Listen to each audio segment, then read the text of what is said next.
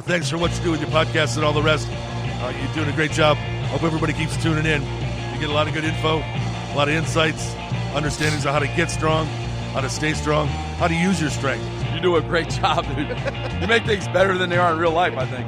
If you don't follow Massenomics, y'all do it. Social media, website, everything. Massenomics. Yeah.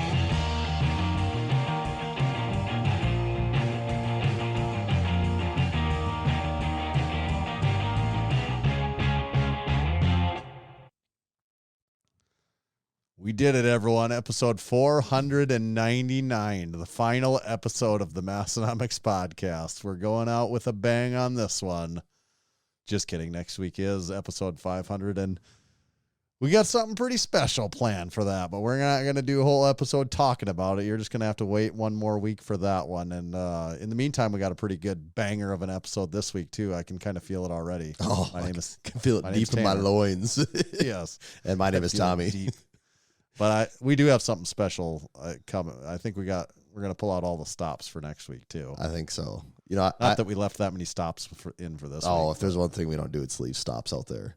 No. I had kind of a funny pull them out situation come up today. You know the old joke of like, just been so busy. Like just busy, man. When someone asks how you're doing, and that's the only reply you got, and it just seems like the most generic. I try not to give that reply because it's the most generic. Like, who's like, oh man, just got nothing going on. I'm just the most boring life ever. Most people don't have that, but I kind of feel like we have been pretty busy lately, Tanner. There's a lot of stuff going on. Yeah. And very freaking busy between our lives and Massenomics stuff and stuff people don't know about and families and kids. And I was actually at the dentist tonight, and he's like, so what you been up to? And I wanted to be like, where do we start? Like, you're gonna have to leave your hands out of my mouth if you want me to explain all this. And then I'm like, you know what? Actually, it's just way easier just to say, man, just really busy. And I'm like, I'm doing the thing, but I don't even know what other way to answer this because just giving you the truth would be even more confusing and way too long of a story. So we'll just go with busy. And he goes, oh yeah? I'm like, yeah. Yeah. Now go ahead and shove your hands in my mouth. I don't got anything else for you. That's it. This week's episode, this is kind of breaking news. Our newest sponsor of the Massenomics podcast is EliteFTS. EliteFTS.com. We've got a discount code with them. It's MASS10. Head over there. You can save 10% off of most of their equipment, most of their merchandise, their apparel. EliteFTS probably underrated in their apparel. They pump out a pretty steady stream of new apparel line products that Dave's got going over there. I think those are all 20% off right now, and our code does work on top of those. So you can get them 30% off. Almost can't afford not to. They also have 10% off their big plate loaded machines right now. So if you're in the market for a big machine, they're 10% off. Some of those, our discount code might work also. You just check it out. EliteFTS.com. Thank you. This episode is also brought to you by Juggernaut AI, and spoiler alert, we're going to have a lot of Juggernaut AI conversation later in this episode, but we're going to get it in front of it a little bit here. So Juggernaut AI is the smartest program for you. Since 2009, Juggernaut has been your trusted training resource, helping tens of thousands of lifters reach their goals. From beginners to world champions, Juggernaut AI can help you. And here's how it works. You tell the system about yourself and your goals. It creates an individualized training program made specifically for you, and it makes adjustments every step of the way when you check in with the app on a daily basis, a lift basis. It's always updating and making the program be as optimized as possible for you and your training. If you want to save 10% on your Juggernaut membership, you can go to juggernautai.app. That is the website, and you can use code Massenomics, and you can save 10% on the lifetime of your membership. juggernautai.app. Code Massenomics will save you 10%. Thank you, Juggernaut AI. What are you drinking? Anything over there this week, Tommy? I thought you'd never ask. I'm just parched right now. What are you drinking? Waterloo lemon lime. Oh, that's a classic old standby, isn't it? Mm-hmm. Can't really go wrong with something like that. Oh yeah, that's good. I've got a Rambler imported from Austin, Texas. And this is the clear classic flavor. Oh, that thing cracks just right. That's just what I want in a crispy crack, actually. Someday I'll know what those are like, but until then, I'll just dream about it. I'll just keep explaining them to you over the Zoom Yeah, podcast it's almost weekly. just as good.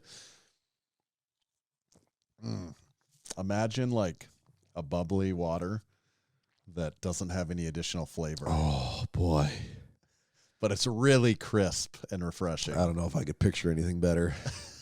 I don't know if my description is doing it justice or not, but You're painting a vivid picture there. I think I nailed it. Okay. New drop this week. By the time this comes out, the new drop is official. Are we going to go over everything here in the episode then? Yeah, I suppose we probably should, right? I think we should, right? I think so. I think we should. What the heck? These few people will get a little lucky sneak peek. Yeah, our bosses aren't going to fire us if this was the wrong decision. Nah, they'll let it go. Management may have a talk with us, but No, it's okay. I don't think they'll get rid of us. Well, I did already show off last week the new patch set that we've got.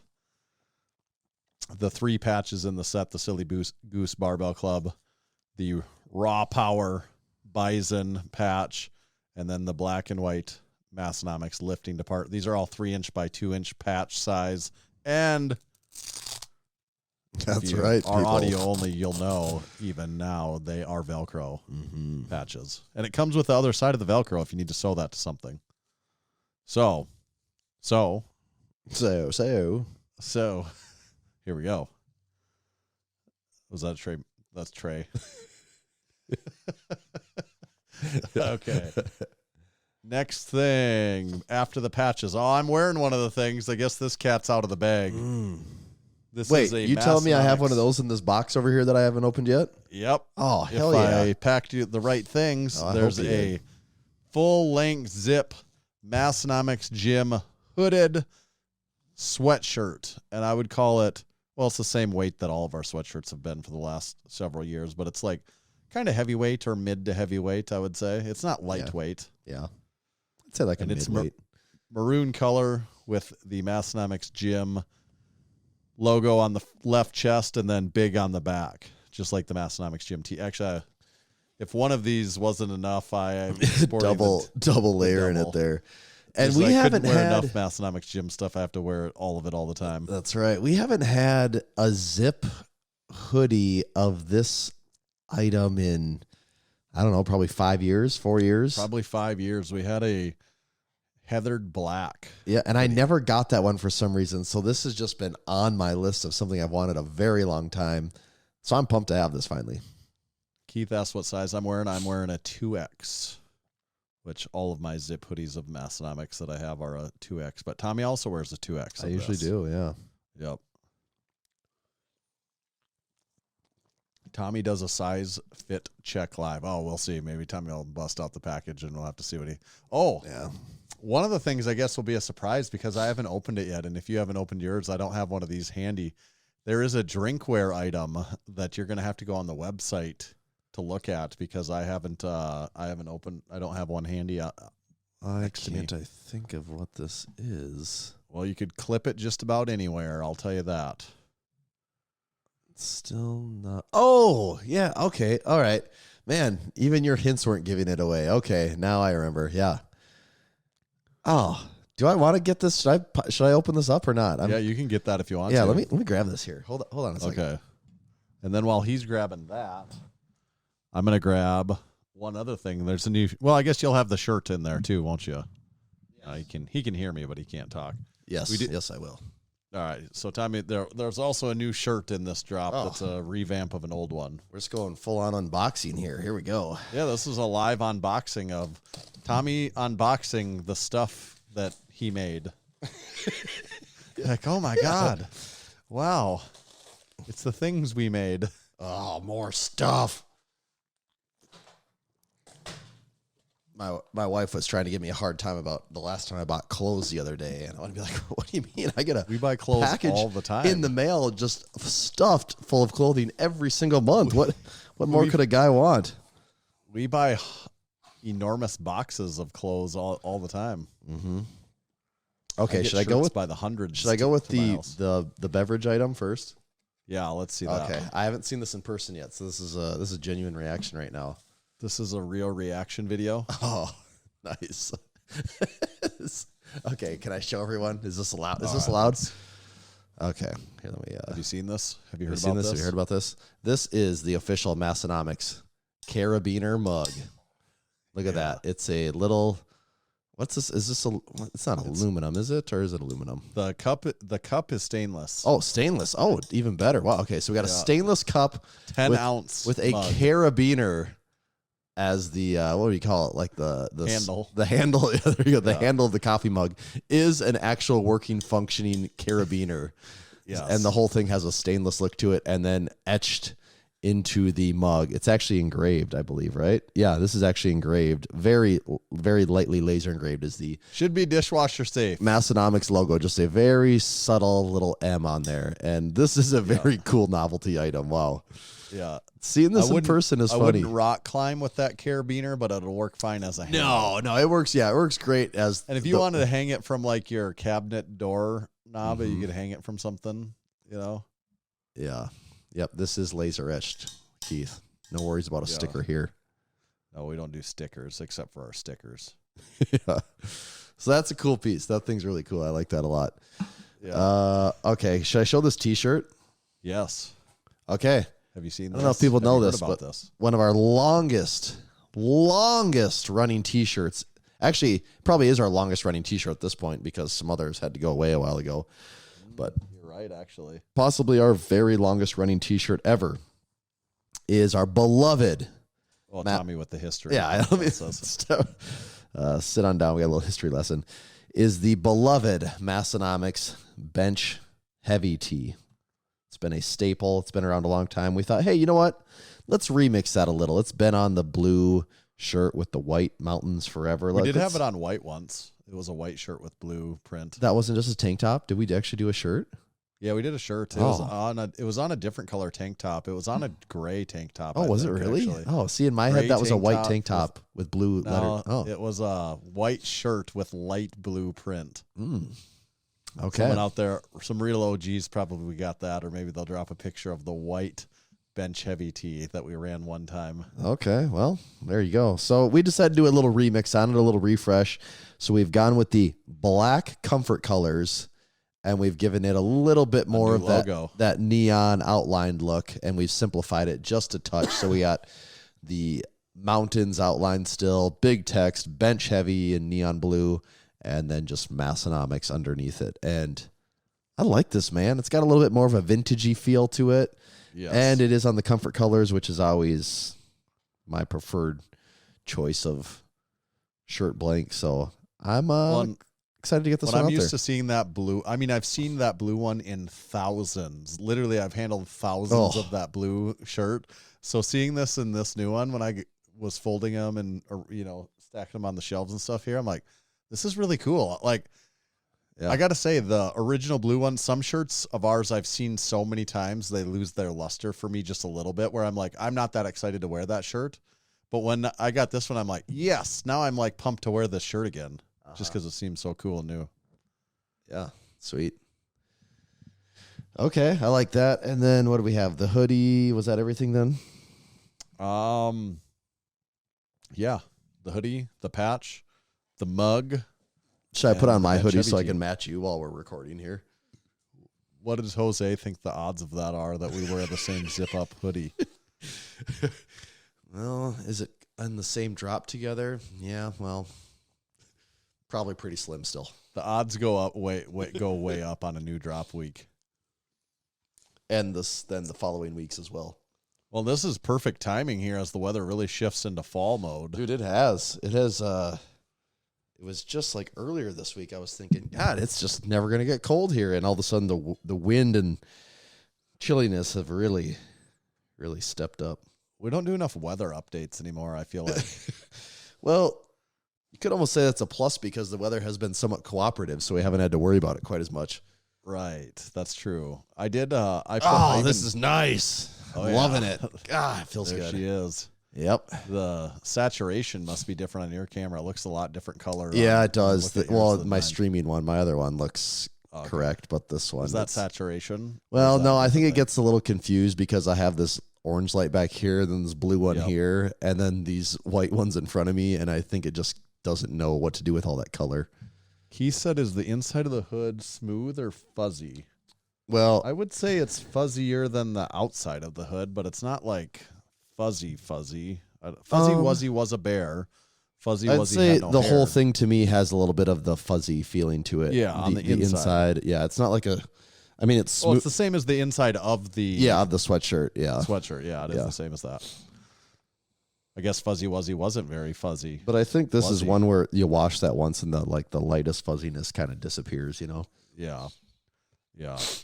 I got our trampoline put away from the year. Oh. So that's how you know the snow's coming. Is that a big project? Yes. Is it actually? It's not a small project. It's not a huge project. I've done it enough times now that Does it take a few hours? Oh yeah, probably. Oof. It takes putting it together takes longer.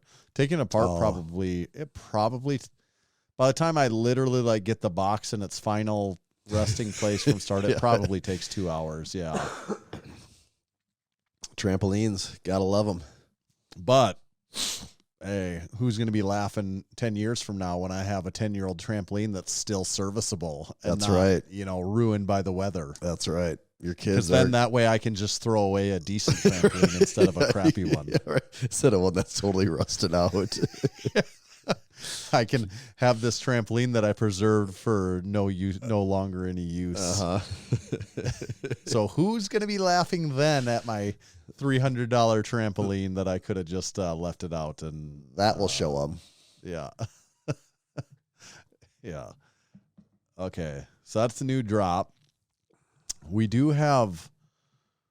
Should we talk about Crew Falls a little bit? I think so. Well, 'Cause I guess for anyone that doesn't know, the drop came out is Thursday, the October 23rd. That's the drop date. And everything there has pretty decent inventory, actually. I'm not putting a rush. Well, the hoodie. If there's a Yeah. priority, the thing that's going to run out in your size is the zip-up hoodie. I think there'll be high demand on that.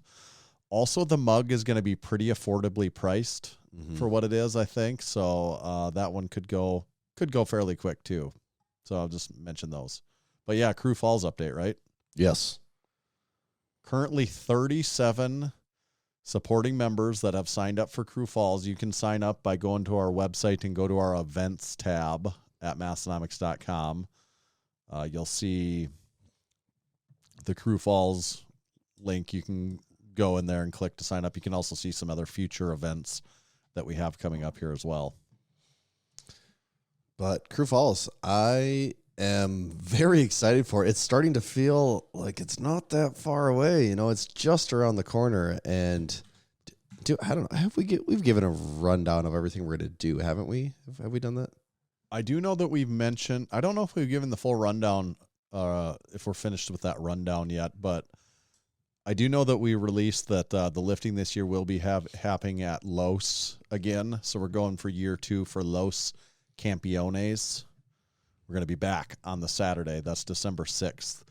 But Crew Falls really kicks off on December 5th, the Friday.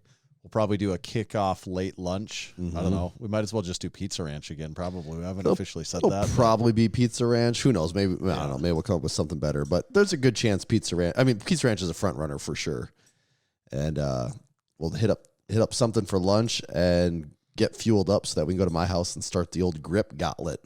Yeah, the grip gauntlet challenge year 2. And the events haven't all been released yet because I don't know what the events all are yet. We've discussed some ideas. Here's a little preview on events. I'll tell you one thing. There was some company that makes some, the little, I don't even know if I told you about this, Tommy, that make, the digital grip testers like we've had for, we've been using. Dynamometers? The dynamometer. Some grip company sent me a couple. Really? So we have 2 of the exact same one. So I think for that part of the competition, it is a It's a bracketed tournament. Oh, where it's all head to head. Okay, I like it's that. random seating. Yeah, and it's all head to head. Like it's unnecessarily head to head. Right. Like there's no real need for it to be head to head. But it's funny. It's funny. It doesn't because, matter what number you get. It's just whether you win the tournament. You know what I mean? Well, because you could just in matchups get really far depending on how your matchups were and not actually be that good. So there is. I do like that element of randomness to it. That is good. Right. So I think that'll be a fun. And then it's we'll just have to print fun out a big bracket for that. That's what I think. The winner can have the bracket then too. That is a good idea. I like that. So I think that'll be fun to have that round. And then the horse stall mat gripper will be involved. I think absolutely. And then the rest of it TBD. Yeah. But we got some ideas. Yeah. Sweet. So that'll be in my garage on Friday. And last year, if it's anything like that, we'll get done on Friday. And we went out to the bar for a little bit. We all got some food and a few drinks on Friday night, closer to downtown, so that when everyone's done, they can. Usually, they're within a block or two of their hotel room, so it's a pretty easy way to get back home. Yeah, and everyone gets to participate in for Crew Falls what they do and don't want to, because some people will only be there for Friday, some people will only be there for Saturday, and a whole bunch will be there for both. So Crew Falls, the people sometimes ask, "Oh, is it okay if I'm yada yada?" Yes, it's okay to do whatever, catch whatever of Crew Falls that you want to. And nobody's obligated to do all parts of it, but the more the merrier. Yeah, I mean, if you're flying in, you want to take it easy, hey, you can come over to my house Friday afternoon, and then when everyone goes out, you can say, "No, peace out. I'm going to catch some sleep," and we'll say, "Cool, no problem. We will see you tomorrow." And that is not a big deal either. It's however involved you want to be.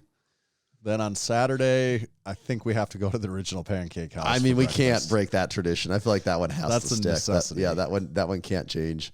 That's one of those annual eating destinations for Massenomics that I now look forward to. Like nothing's better. Nothing is actually better to me than when we go to the Arnold and we eat Hubert's Polish Kitchen. I really look forward to that when it gets close to that. Yep. That one's always fun. This is getting the original Pancake House morning Massenomics breakfast of Crew Falls is getting up there for me. I got to say. What makes this one so fun is there's so many people there. Hubert's is a good time and the food's amazing, but it's us and anywhere between 1 and 4 other people. Right. Crew Falls it's us and 40 other people taking over a restaurant. And, it's like everyone's so excited and the party's getting going and it's a good time. Great way to kick off a Saturday morning. Yes. Then the lifting session will start at Los, which isn't it right next to it? Mm-hmm. Mm-hmm. Yeah, which is great too. That'll start at approximately 10. We'll start filtering in there. And the lifting session there will probably go for 3 hours at least, I would say. Yeah, I think last year got done about 1-ish, right in there. People will go wherever they want to for lunch, and then we'll have the evening get together, right? Mm-hmm. Yeah. Still getting some details worked out on all that. But yeah, Saturday evening get together, and that usually turns into a little bit of bar hopping and exploring downtown. Yep. So if you're a supporting member and any of this sounds fun to you, we'd love to have you get in on it. It doesn't cost anything to join Crew Falls outside of your travel and, stay arrangements. You don't have to pay us, I guess, at least. Mm-hmm. We get no financial reward out of this. I'm just kind of joking about that. That's not, but my point is that's not our incentive for this. This is just a crew community activity that we put on that it's just fun. Mm-hmm. Yeah. It may not change your life as you know it, but you probably could, though. It could if you go into it with the right attitude. It might change something. Yes. All right. So that's Crew Falls. Get signed up on the website. Look at these pictures from last year. Yeah. Keith, as is tradition at the original Pancake House every year, orders just a platter of syrups and butter. I don't know why he thinks that's a good breakfast choice, but every year he just orders a platter of syrups and butter. I guess if you got a good thing going, why ruin it? Yes. Okay. Should we do? I've got a few different things here, but I'm wondering if we should do supporting our supporting members. Yeah, let's do it. Okay, I got a sports and books segment that I'd like to do later, but I think we could save that for later. Yeah, we'll save that one. Okay. So supporting our supporting members, it's a relatively new segment of the Massenomics podcast. It hasn't been around forever, but it's been around, a relatively decent amount of time. It's a segment where we give back to those that support Massenomics through our official supporting membership. If you haven't signed up yet and you're a regular listener of the show, we'd love to have you get signed up. It is the number one way that we keep the lights on, and I've got weird, relatively expensive lights here. I don't know that they're particularly expensive to operate, but they were. It's all kerosene lamps, actually, and kerosene. It's very expensive and time-consuming to keep them going. Yes. I have Indiana Jones torches in here. Hundreds of them in his house. I have Indiana Jones replica torches in here, and they are not cheap. It's an insane fire hazard in his house, but somehow he does it. It's just out of tradition. He can't. It's really dangerous. Can't put him out. He's just that dedicated to it, though. Yeah. It's a whole aesthetic. Yeah. That, the safety is, secondary, the primary thing. But it is very expensive. So in order for you to help us keep this thing going, we'd really like if you could, give us money through the supporting membership program. Just the tank of kerosene fuel he goes through on a weekly basis. It's also how we heat and keep the Massenomics basement lit. They're getting extremely dangerous as people are not even there for large periods of time, but it's always worked out so far. But that, again, only works because people sign up to become a supporting member. So please, if you're not a supporting member yet, please consider becoming one, or else it's going to get really dark in here and probably really cold in the winter without your support. Even darker than it is with those kerosene torches that don't put off any light.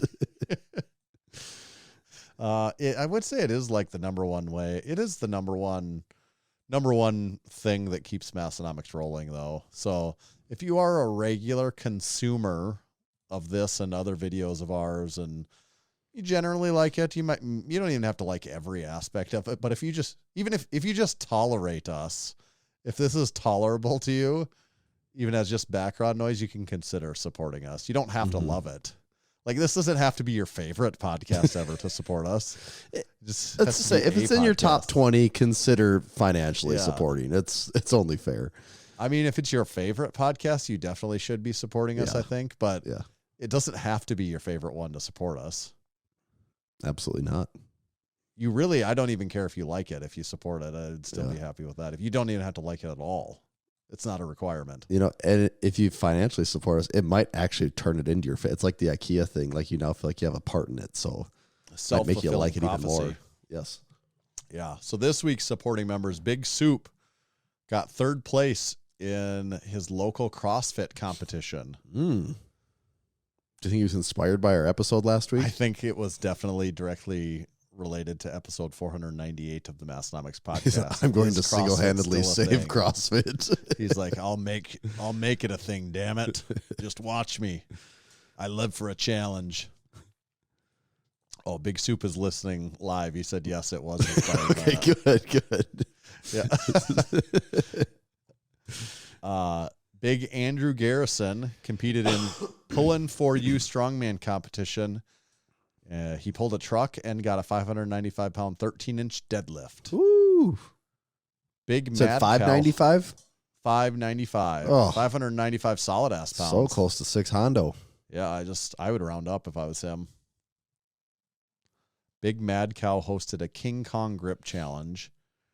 He, Mad Cow, Mostly Squat Videos Matt, and Big Scott, 3 crew members, all competed in it as well. And looked like they all just had strong as hell grips, if you ask me. Love the way they were gripping stuff with their hands. Big Lisa, his fire department, won the annual CDTA Breast Cancer Bus Pull Fundraiser. Oh, a lot of vehicle pulling going on. Yeah. Let's see. Big Jake, the snake, ran in a marathon relay team. I think he ran about 2.5 miles, I think is what he said. Yeah, that's more than enough.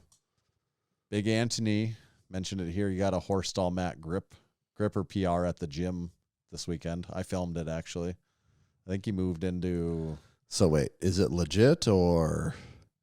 It's on the record book. It's in the records. Okay.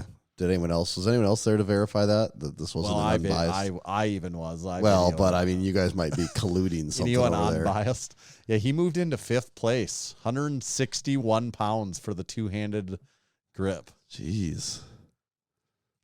Yeah. So keep submitting your Horstall Mat Gripper records. Man, We need more single hand women's records. The easiest way for you to get a good spot on the record book right now would be to be a woman and to do a single hand lift. You're going to get like in the top 10 for sure. right. You'll for sure be within hitting distance of me. So Yeah. Keith said we need to go over the rules. Well, the rules are posted on the website for anyone that wants to verify the rules. The biggest things are your hands need to be on top of the gripper. No hands on the side. The hands can be on the edge of the top, but they have to be on the top. A single hand lift is with one hand. A double hand lift is with two hands. Thumb can be on either side. Your fingers can be on either side, bumpy or not, smooth. That doesn't make a difference.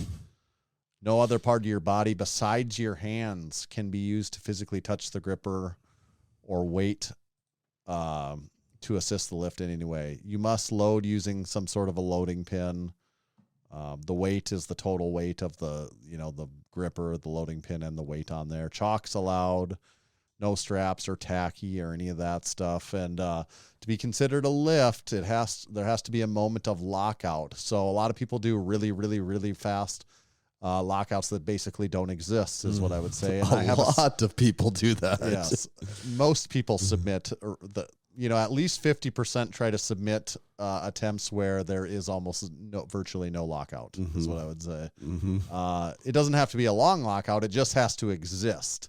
There has to at least be a defined moment in time where, so if it just goes up and comes back down all in one motion, that would mean there's not a lockout. There has to be a stopping point. And also lockout in the form of the two hand would mean relatively straight knees and relatively shoulders back. Your shoulders don't need, it's kind of a weird thing. You don't put your shoulders as far back as you would on a regular deadlift because where your hands are. I'm just picturing someone also really on the single rolling hand, their shoulders back on a right. On the single hand, what you'd commonly say is your off hand shoulder is back, because that would signify that you're kind of at lockout. But the way that's actually judged, because the one kind of tricky part of the judging is that lockout piece, and there is a top secret panel of 3.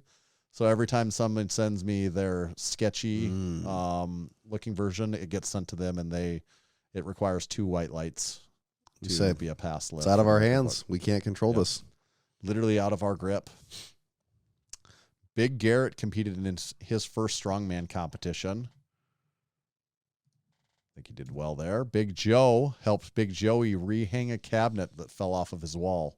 I saw so that was crew helping crew. Yep. You'll love to see it. And Big Hunter was this week's guest on Unpaid and Underrated. So that's another perk of being a supporting member, is you could be the next guest on our Bratty Little Sister podcast, Unpaid and Underrated. Thank you to this week's Supporting Our Supporting Member segment. Now, should we do a certified training facility of the week? I actually picked one out. Oh, you did? Okay. Okay. Yeah, let's hear it. Let's put another shrimp on the bobby. Ooh.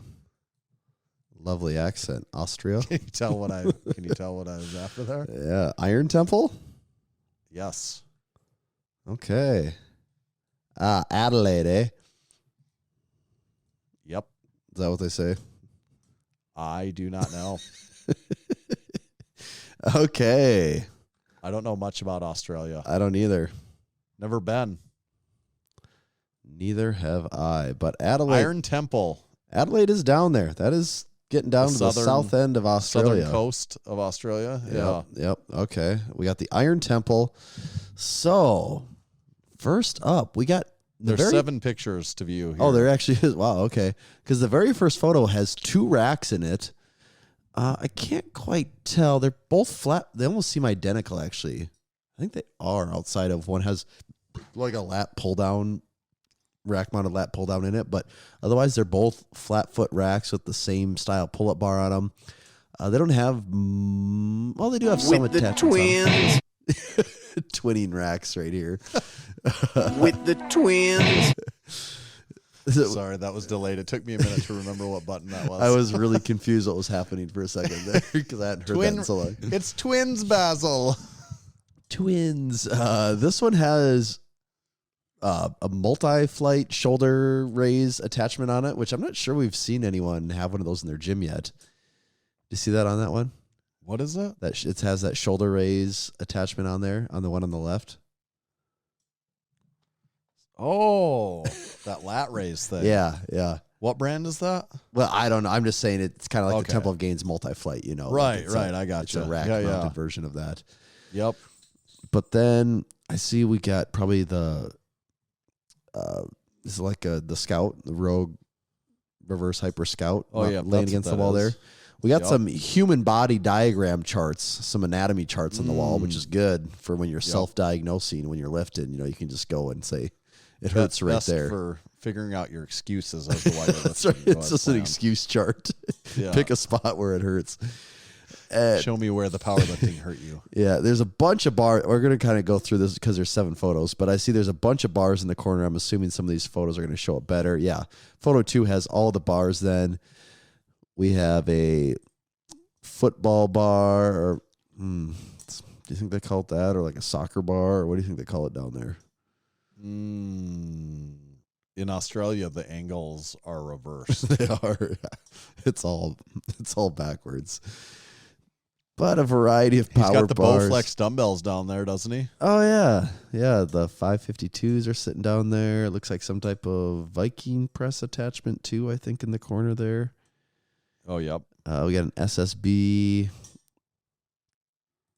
Let's look at photo 3. Photo 3 shows Easy curl bars in that rack too. The silver easy curl. Oh bars yeah, it in is there. down there. Good spot. Yep.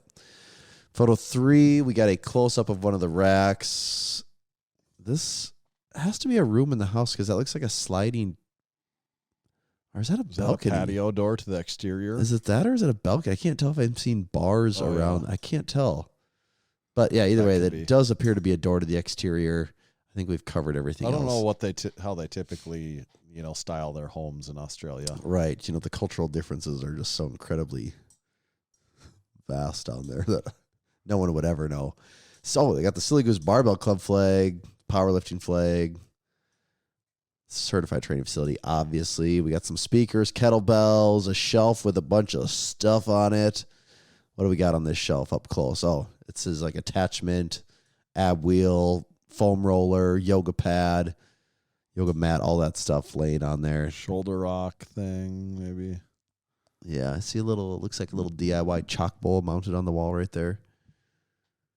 Got a TV, of course, too. Okay, photo 6, we got some plates. Drink Spotter XL on there. We must have shipped one of those all the way down under. Yeah, he's got He's got his loadable. loadable dumbbells. Yep, right on the front there. I can't tell what plates those are for sure. Then we got some wall control with a bunch of different attachments. That might just be pegboard painted black. Oh, yeah, I think that is. Yep, it looks like just circular holes. Pro tip. Yeah. Also, yep, no one's stopping you from doing that. That is an option too. Or it just comes black, actually, probably. Yeah. They're doing crazy things with pegboard these days. Yeah. Really changing the game. And that is pretty much it. Yeah, we That's got the plates, the bands, all that good stuff. So what do you think? Do you think you could get strong in the Iron Temple if we were down under? Oh, hell yeah. We're getting super says- strong. Did you see in the foreground? He has a deadlift platform. Did we mention the foreground? Oh, actually, we didn't because I thought for sure there'd be another photo that would show that off more, and there was not. So, Yeah. Looks like a nice deadlift platform in the foreground. yeah, it looks like a custom-built wooden one. Yep. Oh, yeah. We're getting strong in there for sure. Okay. This week's episode is brought to you by our good friends over at Barefoot. You can check them out at barefoot.store. That's BEARFOOT. Bear as in grrr. Barefoot.store. Store as in cha-ching. So it's grrr cha-ching. So you're no longer forgetting that web address. If barefoot is too hard of a word for you to remember, just remember those two noises together, and you'll never forget. Cha-ching. That is what's that course that I had to take? Improv.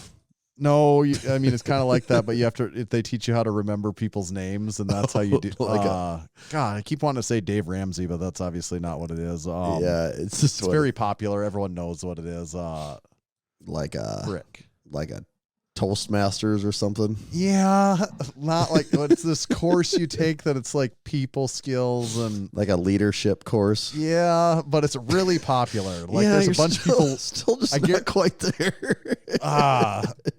Let me Google stupid course where you learn to remember people's names. Dale Carnegie. There. There you go. Yeah. Thank you, Big Gary. Always coming in clutch. I knew hundreds of people would be screaming it as is that how to win friends and influence people? Is that Dale Carnegie? I think so, right? Yep. I think so.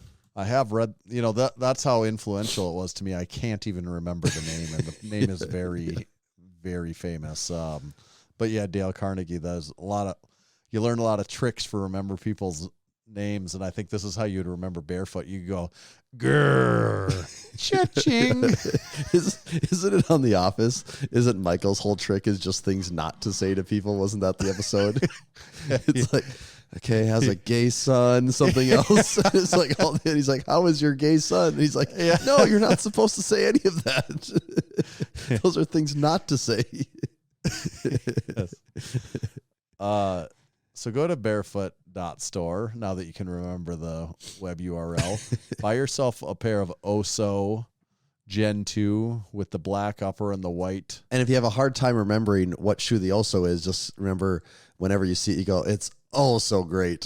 That's you go, oh, so that one. Yeah, the Oso. Okay, that's how you remember the name of the shoe. Oh, so that's that one. Yep, I get it. I remember it. They also have the Ursus, the Ozo, not to be confused with the Oso, which you could never confuse again after this. No. Check them all out. Barefoot.store. Use discount code Massenomics. It'll save you 10% on every single shoe that you buy there. Thank you, Barefoot. I think that's good for ads right now, I think. Or do I got one more? No, I got one. I got one. Yeah. This episode is also brought to you by Build Fast Formula. I'm getting a little worried here, Tanner. My internet is not working, but we're still talking. So if I drop out at any moment, it was good. It was good knowing everyone. If this ever, we'll just we really will end at episode 499. How is this happening then? If your internet's not working? I don't. You've been a little choppy on me since we started, and the page opened up. This is going extremely slow. Apparently, is all that's going on. But Build Fast Formula. It's just what works. Supplements should simply work. Most don't because you're sold a line, a vibe, and a boilerplate formula loaded with crap you don't need. Build Fast Formula. They don't do that. They do things a little different there. I made the mistake of wanting to click on one of these and read some details, but my internet's being really... Here we go. 80-20 protein. I wanted to tell you about their protein today because it is my favorite product of theirs. 80-20, where does that name come from? 80% casein, 20% whey protein. It's nature's protein ratio. Comes in a variety of great flavors like vanilla ice cream, chocolate lava cake, which is my go-to, Cinnadoodle, peanut butter chocolate. All four of the flavors are great. Highly recommend them. And it mixes great. So what are you waiting for? Add some of this into your life. They also got a good selection of pre-workout, of nitric oxide formula, and also a supplement that combines the two if you want to get something a little crazier with their Blitz, Full Blitz, and nitric oxide supplements. So if you want to get something for yourself, head on over to buildfastformula.com, use code Massenomics, and you can save 10% on your next purchase. Massenomics, code Massenomics, Build Fast Formula. Should we kick off these live listeners so we can save some of the internet for you and I? Yeah, let's get them out of all the internet. They're I'm pretty sure stealing all the works. bandwidth. Yep. And I didn't mention it before when we did Certified Training Facility of the Week, but you could become a certified training facility also. I think we have over 375 of them now. go to massenomics.com/certified. That's where you can see the full map where everyone that's on there. Actually, as we were talking, another one just joined up. It's Wilson's Iron House Gym in Ohio. Oh, well, welcome. Yeah, so you could too get joined up. You get a special signed certificate showing off your certification. You get a banner, some unique stickers that are just for this program, and you get to go on the map. Is probably the coolest part. So check out the map if you haven't looked at it already. And when you do sign up, or if you're an existing certified training facility already, send us pictures. Mm-hmm. You can email those to us or DM them however you need to. Get us pictures sent to your gym, and we'll get those added. All the pictures make the map that much cooler. So we'd love to have your pictures of your gym to get added. Did you boot everyone off? They're out of here.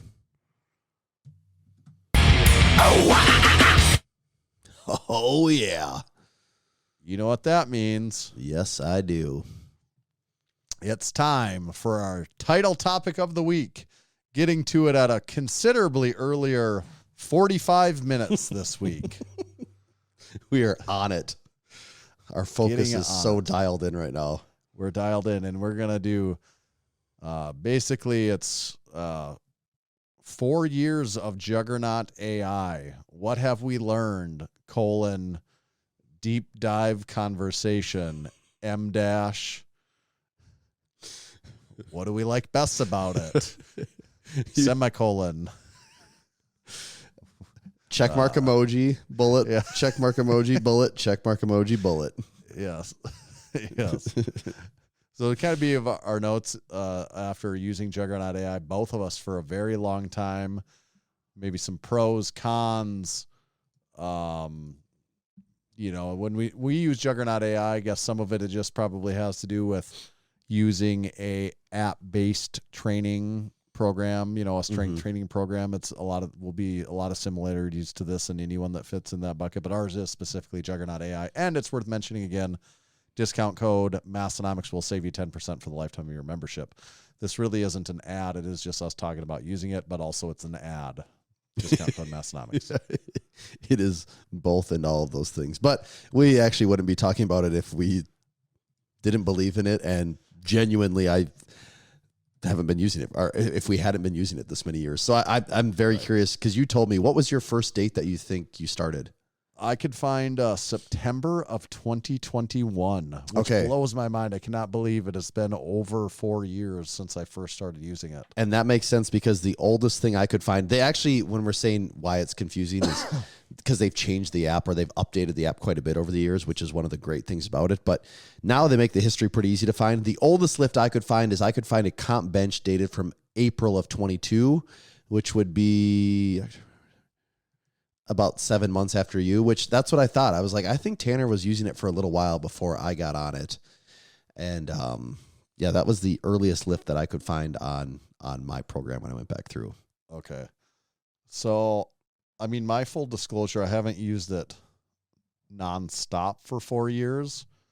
I certainly took a break when I tore my ACL and really wasn't doing real programming because of that recovery process. There may have been one other time in there that tore the other ACL, so there was that one too. Tore the other ACL, so there's that, and I was actually post that. But actually, when I did the 2024 Massenomics Strongman competition, I actually changed my training a little bit there, where I don't think I was specifically using Juggernaut for a while, as I was kind of peaking for that program. So I've used it for 4 years, not exclusively for 4 years, but I would say I probably, cumulatively used it for 3, something like that, somewhere in that ballpark. And I'm pretty similar in that when I go back through mine, there was just basically, unless I'm hurt, I'm running Juggernaut. And if I'm hurt, I'm actually still kind of running Juggernaut. I'm just scaling down usually the compound or the primary movements to make something a little easier, but then I'm usually sticking to the accessories. So I guess I've probably ran it 90% of my training since I've started. Right. So I don't know how we want to slice and dice this cucumber, but let's start with a stat right here. Okay. When I open the app, this is something they've added in the last year or so. There's a history tab. When I go to history, there is a total. Gosh, the friggin' history guy again over here. That's me. There's a total lifted pounds and an okay. average lifted pounds. What's the average per time? I think that's day per you session. lifted? Yeah, how many Okay. pounds you're lifting in total. So I've never looked at this before. I don't think I have either until now. It's just funny. The app has a ton of stuff in it, and like I said, they're always adding to it. I, for the most part, just stick to my programming, and I don't play around with a bunch of other stuff. But there is more stuff in there, and my average lifted. Let's start with the average lifted pounds. Or do you want to start with the total? Well, when do you want to start with, Tanner? Let's do total. Okay. Let's do total. Okay, we'll start with That's the total. first number. My total lifted pounds, and this is every time you curl a dumbbell, a 20-pound dumbbell, like that's going into the total. Every time you do I'm curious if yours could be bigger than mine. well, it could I just know I because of started number at of first, workouts. Yeah. I'm wondering if yours is higher. Yeah. But also you lift more than me, so maybe not. My total lifted weight is 3,586,175 pounds. So we're pretty close. Mine's 4,224,601. Oof. Got me about a 500,000. And so then average lifted Or would you say four what? 4,224,601. Got me about like 600,000 there. I gotta get after it in the gym. Got to get some reps in. Start lifting more pounds. Yeah, my average lifted then is 12,808 pounds. Mine's 19,290. Well, you know what the other big difference is? I lift 3 days a week. You lift 4.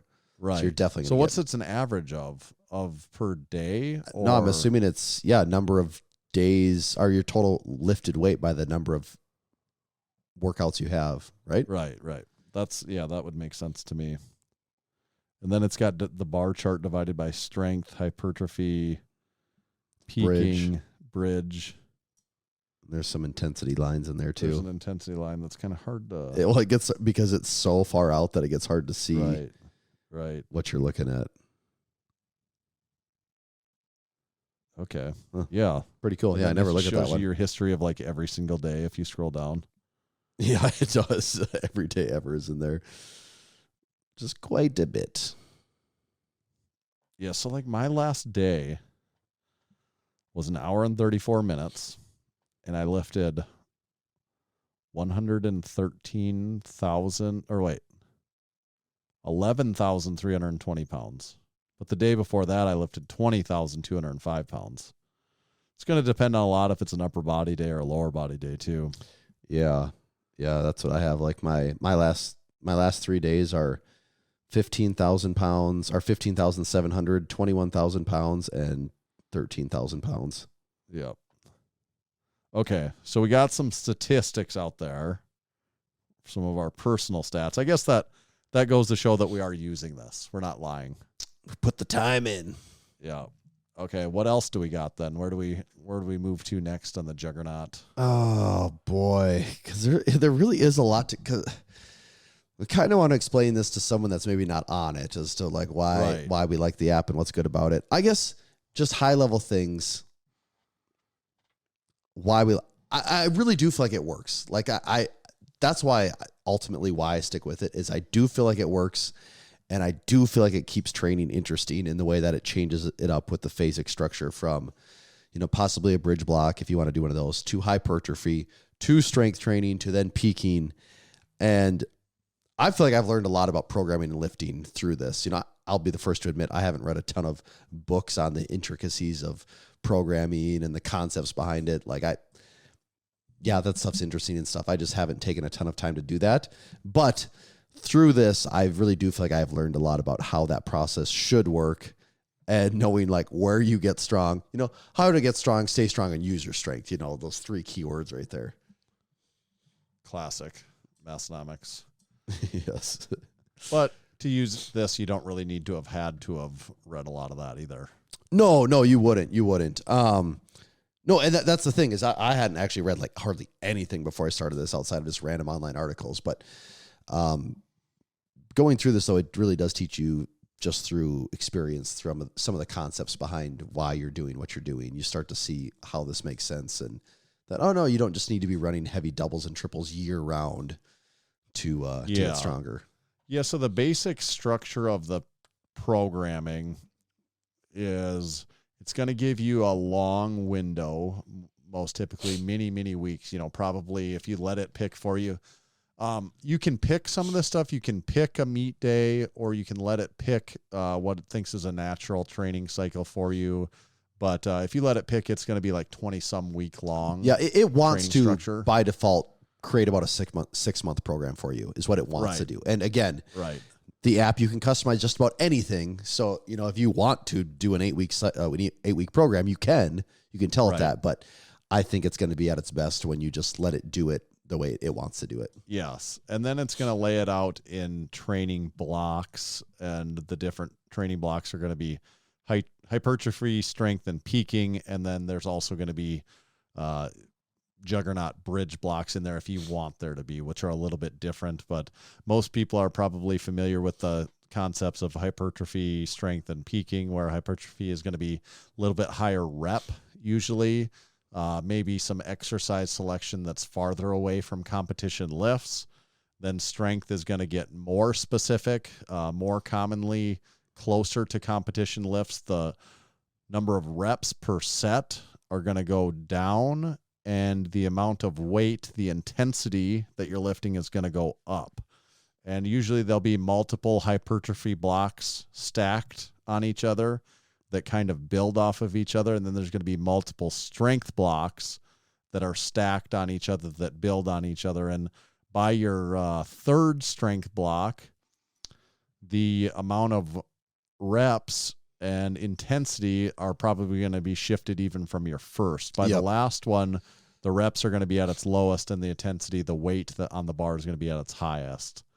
And then that leads you into the peaking phase, which I've almost said to people before, you don't have to do if you're not someone that's competing or that you're not interested in testing. I mean, I kind of would, because it's just, if nothing else, it's a metric of, is this working for me?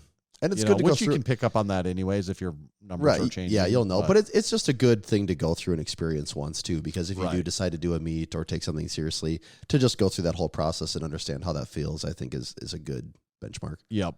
And then it's going to be, that peaking block, really with all the blocks, they're usually between 3 and 5 weeks long. I'd say 5 weeks is most common, with one of those weeks being a deload. Yeah, I mean, they're always 4 weeks they're mostly 4 weeks, aren't they?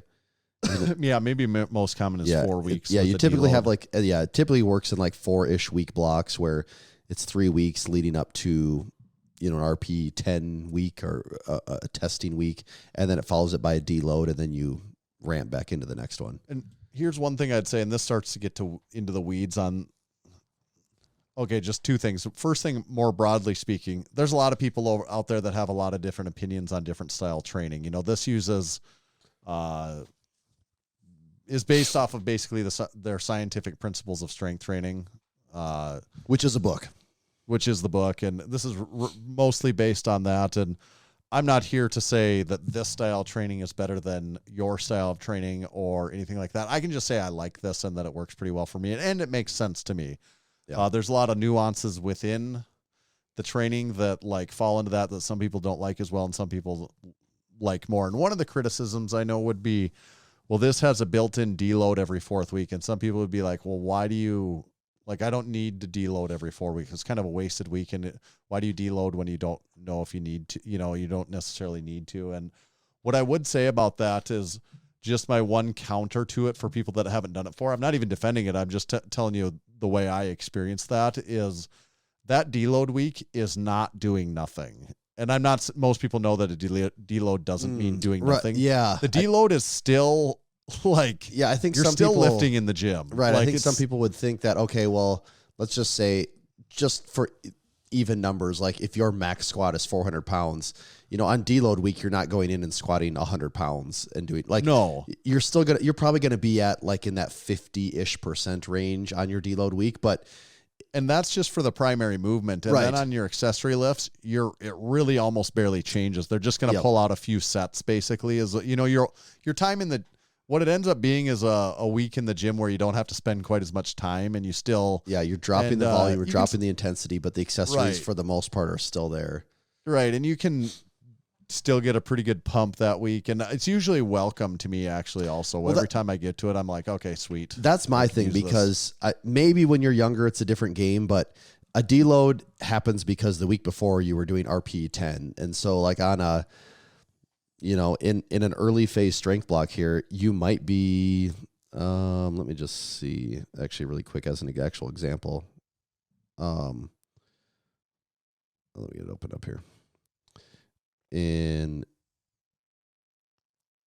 It's like an early phase strength block. You might be doing like a comp squat. So like your Monday might be one set of 6 reps at 10 RPE, and then you'll follow that up with 3 back down sets of 6 reps. Right. And that's one, in theory, the hardest set of 6 you could possibly do and finish it. And then you're following that up with 3 more sets of 6 that aren't exactly easy. And by the time you're done with that day, that's really hard. And then later in that week, you're also going to be benching. And depending on how your day, you might have deadlifted the week before. But if you're going that hard, you really shouldn't be able to come in and lift even more the next week. Like if you can, to me, you didn't go hard enough that previous week that you're just totally recovered and ready for more. So that, in my experience, the deload week is always very welcome. I'm always totally ready for it. Very welcome, and I don't think it's as easy as some people might think just by the word deload. Like it's still a training week. Like you're not just sitting on the couch eating bonbons for the week. Like it's still getting to the gym and doing something significant, and it's preparatory for your following weeks because it's going to get hard again after that. You're going to have 3 more pretty intense weeks again after that. Mm-hmm. So that would just be one thing that I see people mention sometimes, and that would be my one, I guess, sort of defense or just my explanation of how I experience that deload, where it's just not as it's not nothing. It's still a significant week, kind of. Yep. Another thing, this is kind of related to that possibly too. Well, I don't know. What do we want to cover too? Because I got like some things I like about it, or just some things that I think are unique about it. I'll say one of the pros that I really enjoy about it, and this is, I mean, any training log, but they make it very easy here, is when you're adding in accessories and changing things, and depending on how you keep track of your movements, the history, again, the history part, the history of your movements, like, I don't know, I haven't done, like, actually, this is a perfect example. I had not done just straight up tricep push downs in my gym in forever. And I'm like, you know what? I'm ready to add that movement back in. And I grabbed it off the accessory list because it was saying you need a tricep movement here. It provides a list of 15 tricep exercises. You pick the one you want. I go with push downs. I couldn't remember the last time I did them. Right there on the list, it says, here was the last date that you recorded one of these movements, and here is the weight you used. And on some accessories, it's like, well, I kind of have a good idea where I'm going to be at anyways. But it is just nice having that really easy logbook that's right there of all of your movements, the last day you did them, the amount of weight you did, the number of reps, what you rated it from an RPE standpoint. And it makes it really easy to hop back in and take off right where you left it. Yeah, I really like the tracking of this, and that's not unique to Juggernaut app. Any lifting app, I think that's table stakes. It should have that, but I always use a logbook before anyways, but it is not the same as it's categorized by the lift. You don't have to scroll around. Yeah, it's just this specific lift, what is my training history on that? Which is awesome. Yeah, I'm trying, because I think the last time I did tricep push downs was like 4.5 months ago or something. And you would have just been going through page after page after page in a written training log to find that and know what you did. And the big perk about that is so you can calibrate right immediately when you start. You kind of know then what weight and rep range relatively should be at compared to your past self. And on the accessory lifts, I feel like that's really helpful, because I've mentioned this before, but I think what people do is they just think, for dumbbell lateral raises, I do the 20s. Yep. Just like I've done every day for the last 10 years, and I will do for the next 10 years. Yes, I'm a guy that uses the 20s for that. Or when I do incline dumbbell curls, I use the 30s or whatever it is. And then you say, I guess I do use the 30s, but I actually did that 4 weeks in a row, and the RPE, because I wasn't lying, that was just not hard. None of those sets were actually a challenge at all. So then it's like, why am I doing that? That or the day that, because a lot of the accessories, it wants you to be anywhere between that 10 and 15 rep range. Right. And on the day where, it might say 12 to 15, and then it makes that jump to 8 to 10. You're like, okay, I'm doing 3 or 2 to 4 less reps. I really should be doing more weight here. If we're dropping reps out, I can't honestly say my RP is going to keep the same. 5 pounds. That's been another thing. It's kept me a lot more honest on my accessories. And I think it actually helps you to progress those a little bit, the lifts that are harder to progress because of that tracking. It keeps you accountable for it too. Yeah. So you don't just get lazy on it. The other thing, okay, I'm just going to talk about this because you did it, the exercises. What I like about it, and I think that this, maybe some people aren't as familiar with this about it, is you can add any exercise into this that you want to. Mm-hmm. So at a place like Massenomics Gym, we buy the Arsenal Strength row. I have a lift that says Arsenal Strength row. We get a so because maybe in a different exercise app, it might just say chest supported row. And you're like, it does say that. Yes. And then you're like, and I have that that on the hammer strength that's one? my Was hammer, that on the Arsenal one? What right. was I doing that on? So I have the hammer strength one, and I kind of picked this up from Ross at the gym where he literally will name the frickin', it's the hammer strength row, it's the Arsenal strength row. And then it's like, or it's the ATX pendulum squat. This is the weight I do, so I have all those added. And then I have the exact history, and it would apply to a home gym as well. Like people that starting to get a lot of stuff, and you can just build out those exercises. What any exercise, it's kind of limitless there. The adjustability as far as exercise selection. Not only that, you can swap out the primary exercises too, depending on what your goals. And this isn't necessarily my recommendation to people as they're trying the program out. But what I've done, like what I'm doing right now, I do none of the competition lifts. Like for this I didn't do any for the hypertrophy block, and I made the decision for this strength block, I'm not doing any, or for all of my strength blocks, I'm not doing any of the competition lifts. Mm-hmm. So I just do front squat, pendulum squat, trap bar deadlift, incline Smith machine press, and close grip bench press. Like those are kind of my main lifts. And then like a stiff legged deadlift. And also along those lines though, for people that aren't aware, like a lot of times in the hypertrophy block, it doesn't really want you to be doing the primary lifts a lot. It wants you to be doing variations so that you're not doing 6 months straight of just comp style lifts the whole time. Right. Well, and what I'm getting to is someone had asked me a while ago. We get a decent number of questions about Juggernaut since we've used it for so long, and that they're an advertiser of us, and we talk about it. And someone had asked me, "Oh, I train conjugate. Could I use Juggernaut?" Here's what my answer was to them. As far as the conjugate exercise variability, the endless selection of exercises, as far as that goes, absolutely, you could do that part of it. That part of it definitely work great for that. Actually, the beauty of that, when you come back to it in 6 months, you're like, oh, I haven't done this one in 6 months. What did I do?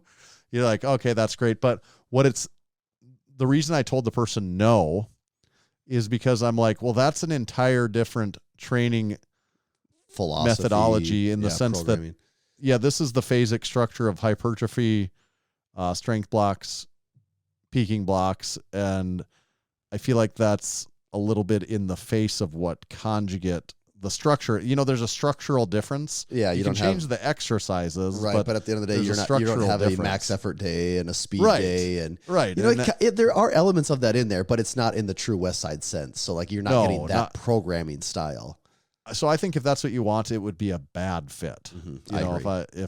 And that's what I told him. Like the elements of it that I think work well for it are this, if you truly want to do that, I don't think this is the app for that, because someone should make that app if there's enough demand for it, and where it's even like the roulette wheel of exercise selection for the day. It's like, what you're going to get that week. 2 board chained reverse band. Yeah. Give it all. Yeah. But my opinion on that was no, it's not for that. But I do really like the exercise adjustability to the program. Mm-hmm.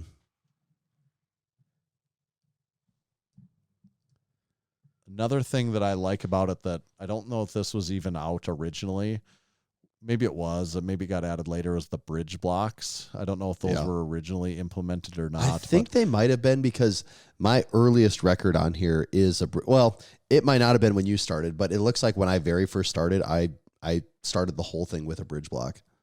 Yeah, because the reason I like that is you typically do them right after you're peaking and before you get into a whole another thing. And after you do your peaking and probably a powerlifting meet or just testing, there is some monotony to all that training. I actually kind of like, monotony is one way to put it, but I actually kind of like that structure of training. But it is monotonous in some ways. And then that bridge block just gives you additional variation in your training for 2, 4, 6, 8 weeks, however long you want to implement it. And it's way different training for that period of time. The sets and rep scheme and it's all based a lot around really short rest periods. Yep. So once you go from peaking with probably your longest rest periods to then testing that, doing a meet, and then getting to this, it's a complete 180 kind of in training style, which is just a good change of pace, I think. You don't have to do those, but I think it's a good addition to the program just because of the timing of it. Like, I think it's the perfect time to switch it up if you're going to do that. It's a good mental and physical break to not just go right back to going full force into powerlifting style lifting again. Right. And I do like the 20 plus some week training cycles, because the older I've gotten, the longer I've lifted. I've been lifting like this for, 15 years or more, 20, whatever. 8 weeks goes by in the blink of an eye. And I'm like, well, 4 weeks goes by in the blink. Yeah. There's sometimes I'm like, RP 10 week, it's been 4 weeks already. Right. I was just last week I did RP, I can't believe how fast it goes. Right. So I really like the long training window where you can see something play out over a long period of time is valuable to me. You do a little bit of this, or you stick with this for a year, and you'll look back on an 8 or 12 week program and think 8 to 12 weeks, that's not enough to get good at anything. How do those programs exist? It is changing a lot too. Like that, it's not a dead app in the sense that it just exists. They've added other programming to it. I know they've added more strongman. They've actually changed, because you can do powerlifting, power building, and then you can do some hybrid version of that. Are you doing a hybrid one now? I had to switch though. It was just, it was just too time consuming. I just didn't have the time to get through those workouts. It was too much for me. Yeah. I like the traditional powerlifting. Yep. That's as good for me. That's as good as it gets. The other one was fun. It's just, I just did not have enough time to be doing these combo sets and these other things. It's, busy guy over here. My defense of the powerlifting specific programming is that there is plenty of accessory movements. Oh, I agree. You are not lacking in additional exercises. Another critique of the program for some that have done it that it just takes a long time training sessions. And it's pretty dictated by the person to person too, where if you take shorter rest periods on the accessories, you can still get it done. Most workouts you won't be getting done in less than an hour. Realistically, but it depends on the day. Like usually on a deload week, I can get done in less than an hour if I need to. But I would say that. Yeah, an RP 10 week for sure, you're going to be dialed in and doing everything you can, maximum rest time, all that. Like you're not going to be rushing those weeks. And then it's not weird for me to train for 90 minutes on those days. Yep. I think an hour and a half is a pretty safe bet on those days. Yeah. But on other days that are more moderate in between, you can get done in an hour and 10 minutes, an hour and 15 minutes, a little over an hour and 20. It's averages in there, but you can do it even faster if you want to superset some of those accessories and just depending on how you want to handle those accessories, I think. But realistically, on average, your training sessions, if you're doing the program, are going to be over an hour, and that's just strength training if you really want to get better, I think. Yeah. If you're going into the gym for 30 minutes a day, 3 times a week, I'm not sure how much, not that you can't do anything, and not that especially at a novice level that you couldn't get better. You definitely could. But at a certain point, you're going to run into where you just need to probably do a little more training than that, I think. Well, it's just hard to get volume in. Like you would... Right.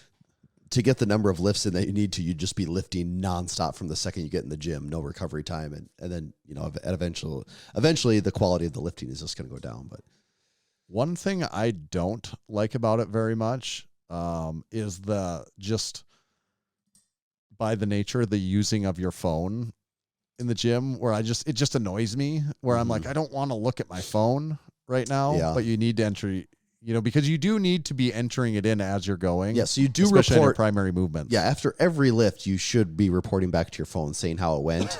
Because it will. Like if you're reporting things as being really easy, it's either going to up the weight or add more sets on you. And if you waited until you were all done with a movement to do it, it's not going to give you the live feedback that you need. So yeah, to use it effectively, you really do need to be reporting after every single movement that you're doing or after every single set. And yeah, it involves being on your phone. A couple tips I would say there. A few things to think about. If you are an Apple user, I'm sure Android has the same thing, is if you're the type of person that actually has issues where every time you go to your phone, you're getting distracted and you're hopping on social media, you're hopping on Discord, you're hopping on whatever, you're checking your email, and it's becoming an issue in the gym, you might want to look at something like focus modes or do not disturb, where you hit the gym button and Juggernaut AI, the app is on and working, and everything else is kind of set to do not disturb for that time. And that might help you with the notification thing if you're having issues with that part of it. Yeah, that's something I should do. And that would probably... It gets hard though, man. It's hard. And I just don't... I'd like to not babysit... there again, if you're in your home gym, it doesn't matter as much, but just babysitting your phone around the gym, I think it's just a little annoying to me. Mm-hmm. It's just like... It's... just is distracting by its nature. It is. It just like peels away from the focus a little bit, and I'm very guilty. And then I need to do what you just said right there, but I also don't want to do that because I'm like, well, I want to see if there's something. I know. Sometimes I'm that's like the duality of that. On certain days, especially like a heavier day, between like just constantly checking Juggernaut to get, see the numbers, follow where I'm at, what needs to happen, getting the perfect song for the mood, getting the phone set up to take video. I'm like, I feel like I'm like on my phone, and in between being on my phone, I'm going to lift. But that's just how certain days go. I try not to do that typically. Yes, and people have that issue even if they don't have training apps on their phone. So right, they do. Specific to that either. I'll say one common, I personally have not experienced this, but one common criticism that you'll see people bring up with Juggernaut is like crazy volume or crazy. I mean, really, it's crazy volume seems to be the most common thing. I've been using since 2022, so 3.5 years. I've never had an experience with that. The only time I wouldn't even say excessive volume, but extra volume added is a lot of times when I'm restarting a block, for whatever reason, it always tends to keep my bench and incline bench on the lighter side. And I typically am like giving it a lot of RP 6s, 5.5s, things like that. And usually when I do that, after long enough, it starts throwing in extra sets on me, which is fine because it's easy for me. But I've seen, like, Paul's a classic example of somehow he gets these sets of like 10 on bench, and I don't know how or what he's doing that does that, because he'll post those screenshots occasionally. I think Grayson maybe a few times has posted some screenshots of some kind of crazy volume, but that seems to be the main criticism I see people have with the app. And yeah, personally for me, that has never happened. So I don't know what causes that. The closest I ever get to that is on some bench variations. On some like hypertrophy days, I might get like 6 sets occasionally. More common, it would be 4 or 5, but I have gotten like 6 on occasion. And I'm like, okay, yeah, that's a lot of volume. When if I got to do 6 sets of 8 or something, then I'm like, that's more than I'm used to. But I also sort of trust the process in the sense that I'm like, well, it's over time. This is what it's thinking I need in terms of volume to grow my bench, and it might be accurate. It might not be wrong. But yeah, I've never gotten those wild ones that people have shown. I'm not saying this is what causes that, but it does remind me too. A lot of it is just very dependent on the information that you're feeding it. So you can't just bullshit every single thing. If you're always just putting everything at like, middle. And what Tanner's referring here to is before you start every day, you answer a questionnaire with, how much you slept, overall calorie intake, did you eat enough? Are you recovered? How does your back feel? How do your legs feel? How does your chest feel? How do your arms feel? So you're answering that questionnaire. And then as you warm up on the main movements, at least it has a warm up questionnaire for you too. Like, how did 135 feel? How did 225 feel? How did 315 feel? And you're answering it every step of the way there too. And then you perform your lifts, and after each lift, you're also telling it how it feels, and it's going to adjust on those. And then when you're done with the day, you're also reporting in overall how the day felt as well too. And all of those numbers together add up to give you what actually they call their readiness. Yeah, their readiness score. Which is going to dictate weights suggested, number of sets suggested. Yeah, so what Tanner was getting at there is like, if you show up every day saying, I feel amazing, everything's easy, this is super easy, get done with the day, it's going to start like eventually just throwing more and more at you, because it's going to say, no, this should not feel easy. At a certain point, like if you feel like shit, you need to say like, oh man, or like that workout was brutal. Like if that's what you leave feeling, you've got to tell it that. Because that's going to dictate how it's going to program the next day and the next week and all that. Otherwise, it's like, well, we gave you 6 sets of 10 and you still thought it was just average, you know, like, we got to find a point where this guy has unlimited recovery. Because if you can just keep recovering, throw more at you. Like that's how you grow, you know? So, and that's not saying that's what those guys are doing, but no. But some people that also, is a thing. Yeah. You know, of not understanding how to report correctly. Yeah. Some of the additional programming, you know, the strongman, and there's been some other ones. I don't know if those are as ironed out as the powerlifting style training is. You know, I don't think those are just as in-depth programs as the way that the whole the powerlifting system works. They're just not as like detailed of a program, like not as advanced as the if this then that scenarios. Just there's not as much involved in those as there is with the powerlifting training. So I don't know. I'm not saying they're bad. I've never done them, but I just don't know that they're as good, generally speaking, if that's the style training that you're after. Yeah, and same for me. Never done them, so I don't have any input on those either. What else about Juggernaut? Oh, I guess what it has taught me, and I know we've talked about this several times, is it really makes you feel like where you get stronger and where you make progress is just the building of momentum over time. Like those hypertrophy blocks, it might seem like lighter weight and a lot of reps, but no, those matter. Those do matter, and those build right into strength blocks. And those strength blocks, when you're 16 weeks out, those matter. And it's by the time you get to a peaking block, you know, when you're 4 weeks out, you realize like, nope, I've already built all the strength I have. Now I'm just going to spend the next 4 weeks mastering the skill of expressing this strength. And it is that whole thing of like, you know, you're building the hay, you know, you're putting the hay in the barn, you know, we always joke about it, but you're really putting the hay in the barn for, you know, on a 24-week program, you're putting the hay in the barn for the 16 weeks leading up to it. And then like those last 8 weeks are just kind of like dialing everything into perfection. Like you're not just magically getting stronger the last 4 weeks of your program. That's not how it works. Right. Yeah, that's a good point. I guess that's kind of covers my main points. I guess, do you got any more to fire on? I guess I have like my closing opinion on it too, but all right. There's a lot of angles and things you can look at this from. Ultimately, it does come down to, if you think any of this sounds interesting, like we can talk about all we want, but if you think any of it sounds interesting, like sign up for a month and just see how you'll figure out in a hurry. If this really does not work for your brain, you're going to be checked out and you're going to know. And yeah, you gave it an honest try and you can be done and not worry about it. But we can talk about all we want. At the end of the day, you do just need to try it and see if it works for you. But, I just distracted myself with that. What was I going to say about this? I totally lost my train of thought there, Tanner. Well, along the line what you're saying, what I was thinking is there is a ton of ways to get stronger, and I'm not going to ever say this is the only way. Yes. Okay. Am I cutting you off, or can I say? No, you go ahead. Okay. I remember what I was going to say. Part of it is I also do believe that Juggernaut AI, just like you were saying, as a way to get strong, is a way to also keep you motivated and engaged, because there is the thing of, it's not cheap by any means. I mean, it's, we use discount code Massenomics and you're at like what, $32 a month or something. Like, Yeah. it's not insanely expensive, but it's also more than $0 if you're doing it yourself.